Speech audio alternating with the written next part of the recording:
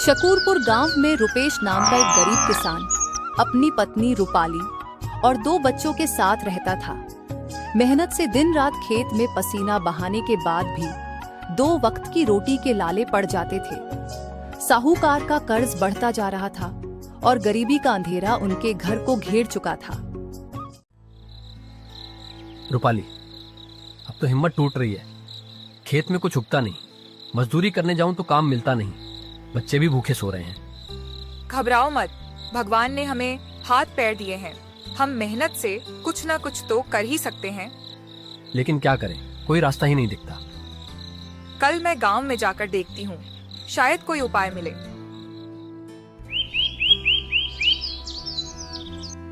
अगली सुबह रूपाली गांव के मंदिर की ओर गई। वहां उसने एक साधु बाबा को बैठे देखा।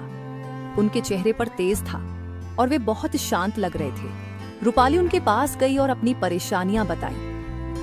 बाबा, हम बहुत गरीब हैं, दिन रात मेहनत करते हैं, लेकिन कुछ भी ठीक से नहीं चलता। आप कोई राह दिखाइए। बेटी, मेहनत का फल जरूर मिलता है, लेकिन सही दिशा में की गई मेहनत ही फल देती है। तुम अपने पति के साथ मिलकर काम करो, सफलता जरूर मिलेगी। पर बाबा, हमारे पास कोई साधन नहीं है। साधु बाबा ने पास बंधे एक घोड़े की ओर इशारा करते हुए बोले, ये घोड़ा अब से तुम्हारा हुआ। इसका अच्छा इस्तेमाल करना, ये तुम्हारी तकदीर बदल सकता है।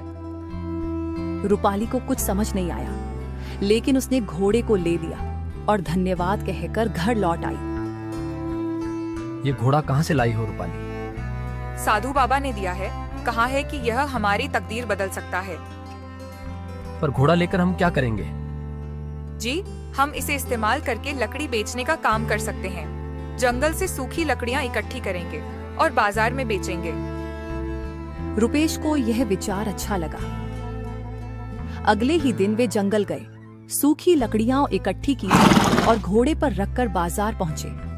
लकड़ियां अच्छे दामों में बिक गईं। रूपाली और रुपेश की मेहनत रंग लाने लगी थी। घोड़े की मदद से उनका लकड़ी बेचने का कारोबार अच्छा चलने लगा था।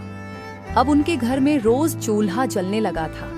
बच्चों के पेट भरने लगे थे और धीरे धीरे वे कर्ज भी चुकाने की स्थिति में आ रहे थे। लेकिन गांव का लालची साहूकार ये सब देखकर जल भुन गया। वह सोच रहा था कि अगर रुपेश जल्दी कर्ज चुका देगा तो ब्याज से मिलने वाला उसका फायदा खत्म हो जाएगा। वह नहीं चाहता था कि कोई गरीब इस तरह उसकी पकड़ से बाहर निकले। ये रुपेश दिन पर दिन अमीर होता जा रहा है। अगर ऐसे ही चलता रहा तो जल्द ही पूरा कर्ज चुका देगा। यह हमारे धंधे के लिए अच्छा नहीं है। मालिक, हम क्या करें? हमें कुछ ऐसा करना होगा जिससे इसकी कमाई बंद हो जाए और ये फिर से मेरे कर्ज में फंस जाए। मालिक, पर हम कर क्या सकते हैं? वह तो रोज जंगल से लकड़ी लाकर बेचता है। उसकी कमाई का सबसे बड़ा सहारा क्या है? वो उसका घोड़ा। बिल्कुल, अगर उसका घोड़ा ही ना रहे तो वह लकड़ी बेच ही नहीं पाएगा और उसका काम ठप हो जाएगा। तो क्या आप कह रहे हैं कि हमें उसका घोड़ा चुराना होगा? बिल्कुल, और ये काम रात के अंधेरे में होगा, जब रुपेश और रूपाली गहरी नींद में होंगे। दोनों नौकरों ने सहमति में सिर हिला दिया। साहूकार ने उन्हें घोड़े को चुराने का सही समय और तरीका समझाया और उन्हें अपना काम पूरा करने के लिए भेज दिया। रात के समय दोनों नौकर धीरे धीरे रुपेश के आंगन में घुसे। घोड़ा पास के एक पेड़ से बंधा हुआ था और शांत खड़ा था। सुन, घोड़े को चुपचाप खोलना, कहीं यह आवाज करके रुपेश और उसकी पत्नी को जगा ना दे। हाँ हाँ, लेकिन अगर घोड़ा हिलने डुलने लगा तो? मैं इसके मुंह पर कपड़ा बांध देता हूँ ताकि यह कोई आवाज ना करे। दूसरे नौकर ने हिम्मत करके रस्सी खोली और पहले नौकर ने घोड़े के मुंह पर कपड़ा बांध दिया। अब वे धीरे धीरे घोड़े को लेकर बाहर निकलने लगे। लेकिन रूपाली नींद में भी सतर्क थी। उसे कुछ आहट सुनाई दी और उसकी नींद टूट गई। रुपेश, उठो, मुझे कुछ अजीब आवाज आ रही है। क्या हुआ रूपाली? इतनी रात को कौन आएगा? रूपाली ने जल्दी से खिड़की के बाहर झांका उसने देखा कि 2 लोग उनके आंगन में हैं और घोड़े को ले जा रहे हैं। दोनों नौकरों को रूपाली के जागने की आहट पता चल गई। फिर वे लोग घोड़े को छोड़कर दौड़कर भाग जाते हैं। हमें इन चोरों की शिकायत मुखिया जी से करनी चाहिए। हाँ, तुम ठीक कहती हो रूपाली, मगर तुम्हें क्या लगता है ये दोनों चोर कौन हो सकते हैं? मुझे तो लगता है कि वे साहूकार के नौकर थे, पर मैं अच्छे से चेहरा देख नहीं पाई।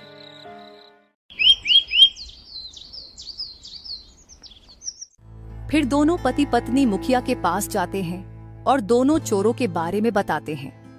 मुखिया साहूकार का अच्छा दोस्त होता है, इसलिए वह साहूकार के प्रति कोई एक्शन नहीं लेता और रूपाली से कहता है, रूपाली, जब तक तुम्हारे पास कोई ठोस सबूत ना हो तब तक मैं साहूकार को कुछ नहीं कह सकता।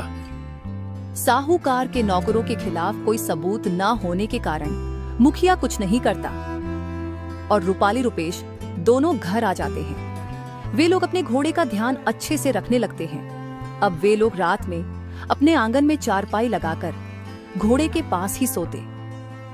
इधर साहूकार के नौकर साहूकार को सारी बात बता देते हैं, पर साहूकार हार मानने वाला नहीं था। वह कोई दूसरी चाल चलने की सोचता है।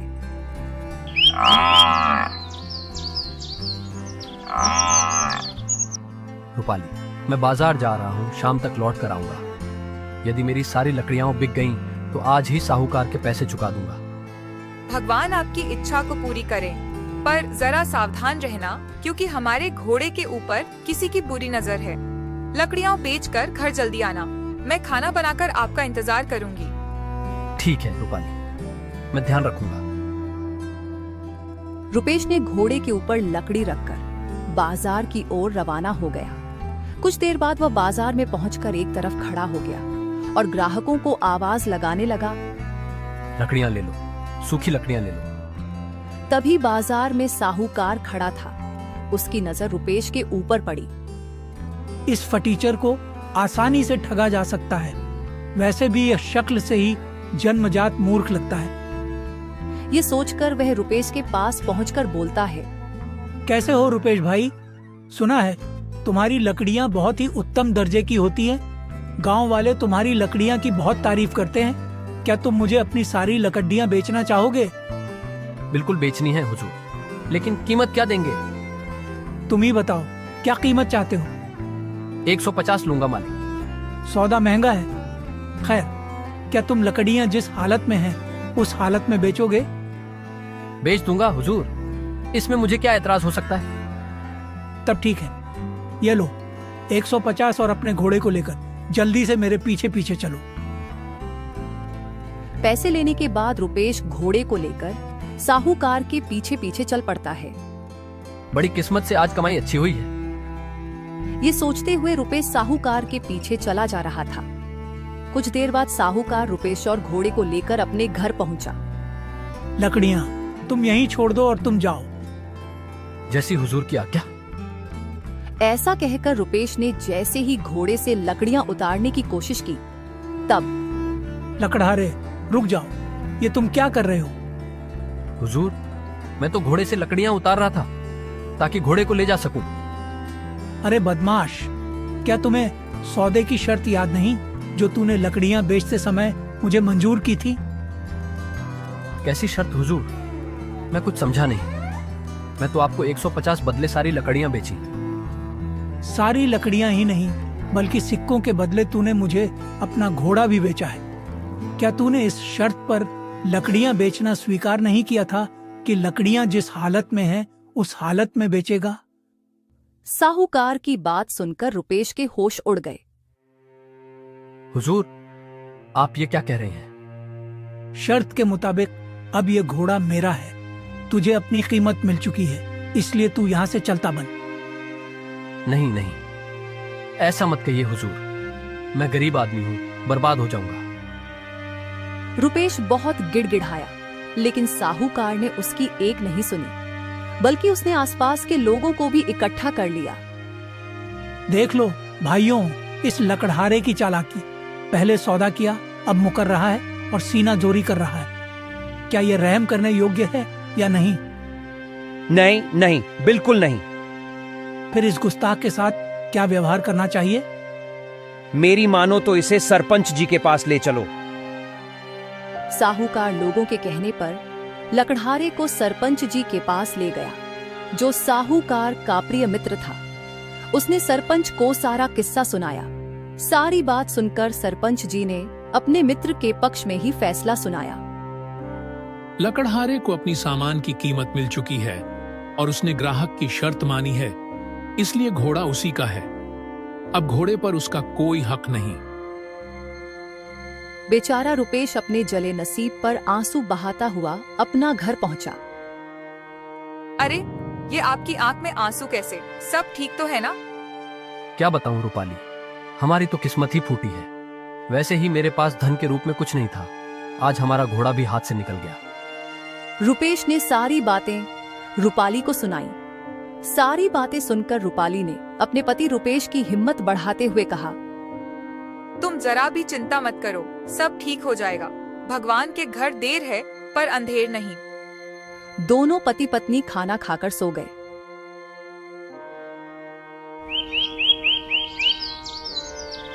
लेकिन सुबह दुख के कारण रुपेश चारपाई से उठ न सका। अपने पति की हालत देखकर रूपाली बोली, लाओ वो 150 रुपए जो तुम्हें साहूकार ने कल दिए थे, वो रुपए मुझे दे दो। मैं आज फिर से एक घोड़ा खरीद कर लाऊंगी और मैं खुद बाजार में जाकर लकड़ी बेचूंगी।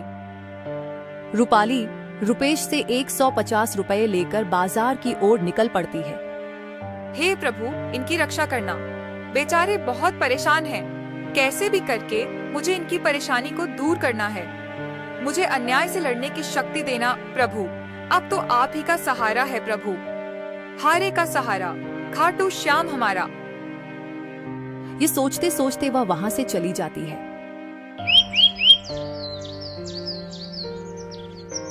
और बाजार से एक घोड़ा खरीदकर घर ले आती है। मैं लकड़ी बेचने जा रही हूँ, तुम खाना निकाल कर खा लेना।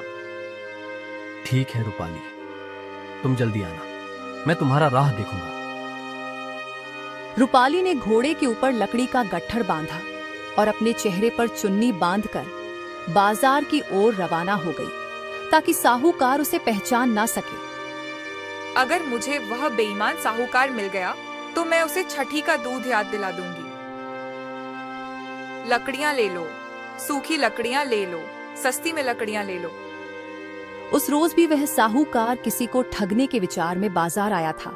उसने लकड़ियां बेच रही रूपाली की ओर देखा। वाह भगवान, आज फिर से मेरे लिए एक शिकार भेज दिया। कल मुझे एक घोड़ा मिला था और आज भी मुझे फिर से घोड़ा मिल जाएगा। यह सब सोचकर साहूकार रूपाली के पास पहुंचा। क्या कीमत है तुम्हारी लकड़ियों की? 150 रुपए मालिक। महंगा सौदा है, क्या दाम कुछ कम नहीं करोगी? सौदा 4 सिक्के भी आपको महंगा नहीं पड़ेगा हुजूर। लकड़ियां बिल्कुल सूखी हैं, मंजूर है तो बोलिए। ये औरत तो बहुत चालाक लग रही है। खैर कोई बात नहीं, इसकी जल्द अक्ल समझ में आ जाएगी। अक्ल तो बहुत जल्द तेरी ठिकाने लगने वाली है साहूकार। क्या सोच रहे हैं हुजूर? जल्दी बताइए, नहीं तो फिर मैं दूसरे ग्राहक को आवाज दूंगी। ठीक है, मुझे 150 रुपए में यह मंजूर है, मगर लकड़ियां जिस हालत में हैं, उसी हालत में तुम्हें बेचनी होगी। क्या तुम्हें मंजूर है? साहूकार की बात सुनकर रूपाली चौंक पड़ी और मन में सोचने लगी। आज इसकी खैर नहीं, इससे मैं ऐसा बदला लूंगी कि यह मुझे याद ही रखेगा। अरे जल्दी करो, मेरे पास फालतू वक्त नहीं है। ठीक है हुजूर, बेच दूंगी, पर मेरी भी एक शर्त है कि आप भी मुझे पैसे उसी हालत में देंगे जिस हालत में वे पैसे होंगे। रूपाली की बात सुनकर साहूकार चौंक उठा, फिर मन ही मन मुस्कुराते हुए बोला, ठीक है, मुझे ये शर्त मंजूर है। अब देर न कर, अपने घोड़े के साथ मेरे पीछे पीछे चल। रूपाली भी अपने घोड़े को साहूकार के पीछे पीछे लेकर चलने लगी। बेईमान कहीं का, अपने आप को बड़ा होशियार समझ रहा है। जब बात सामने आएगी तो खून के आंसू रोएगा। ये सब सोचते सोचते रूपाली साहूकार के घर पहुंच गई। हुजूर, लकड़ियां कहाँ रखूं? अरे मूर्ख औरत, तुमने क्या सौदा किया था? शर्त याद है या मैं याद दिलाऊं? मैंने कहा था लकड़ियां जिस हालत में हैं उसी हालत में चाहिए। मतलब मैंने घोड़े समेत लकड़ियां खरीदी थी, इसलिए तुम्हारा घोड़ा भी अब मेरा है। चलो इसको अब खंभे से बांध दो। ओह, यह शर्त तो मैं भूल ही गई थी। माफी चाहती हूँ, अभी घोड़ा बांध देती हूँ। और रूपाली ने चुपचाप घोड़े को खंभे से बांध दिया। मैंने आपका हुक्म पूरा कर दिया हुजूर। लाइए, अब मेरी भी कीमत दे दीजिए।